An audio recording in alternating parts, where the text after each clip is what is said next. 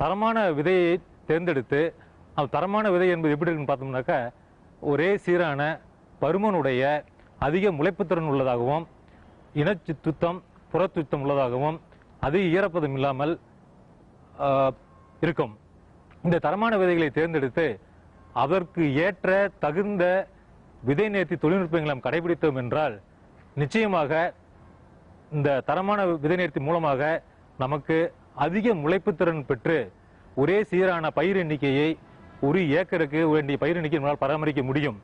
இதனால் மற்ற இடுபொருட்களான நீர், உரம், பூச்சி பூஞ்சான போன்ற மருந்துகளின் பலன்களை முழுமையாக பெற்று அதிக விளைச்சலை நாம் பெறலாம்.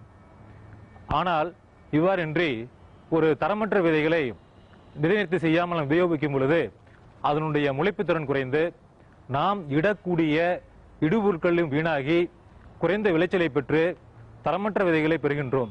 இதனால் நமக்கு அதிக நஷ்டம் தான் ஏற்படுகின்ற விவசாயத்தில்.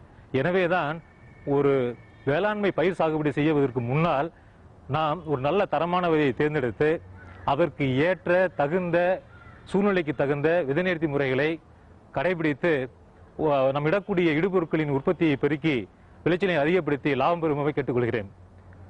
மேலும் நம்ம விதை நேர்த்தி என்று சொல்றோம்னாக்கா, விதை நேர்த்தி நம்ம விதைக்காக வேண்டி விதையை பாதுகாப்பதற்கும் விதையினோட தரத்தை மேலும் மேம்படுத்துவதற்கும் விதையை சேமிப்பும் காலங்களிலும் பல்வேறு வகையான பூச்சி பூஞ்சான ரசாயன கலவை, நுண்ணூட்ட உரங்கள் போன்ற கலவைகள் மூலமாக விதைகள் நேர்த்தி செய்கின்றோம்.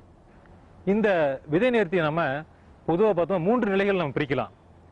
முதலாவதாக ஒரு நல்ல விதையை, தரமான விதையை தேர்ந்தெடுத்தவுடன் அந்த தரத்தை மேம்படுத்துவதற்காக வேண்டி தரம் பிரித்த விதைகளை, அதன் தரத்தை, வீரியத்தை மேம்படுத்துவதற்காக வேண்டி கொடுக்கக்கூடிய விதை நேர்த்தி முறைகள்.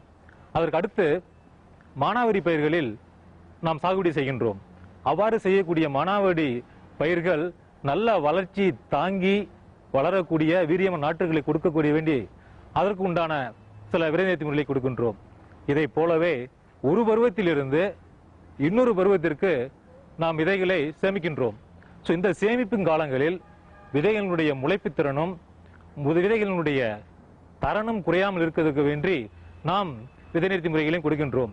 இந்த மாதிரி ஒரு 3 வகையில் நம் விதை நேர்த்திகளை விதைகளுக்கு கொடுத்து கொண்டு வருகின்றோம். மேலும் நாம் பயிர் சாகுபடிக்கு நல்ல தரமான விதைகளை தேர்ந்தெடுத்தாலும் தரம் பிரித்த பிறகு விதைகளில் ஒரே உருவமுடைய விதைகளில் பார்த்தோம்னாக்கா முதிர்ச்சி அடையாத பதரற்ற விதைகள்லாம்